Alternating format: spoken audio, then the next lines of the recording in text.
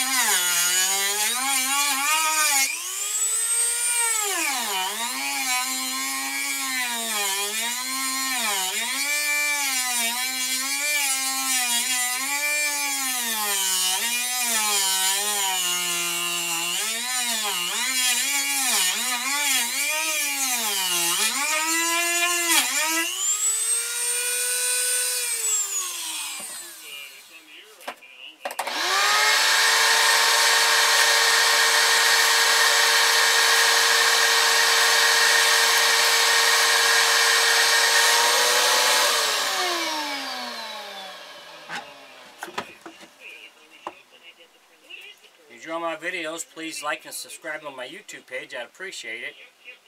We got this lined out. We don't want to go up too high yet with our eyelids until we know exactly where we want to put them. So we're going to work on taking some of this out in here. Thanks for watching.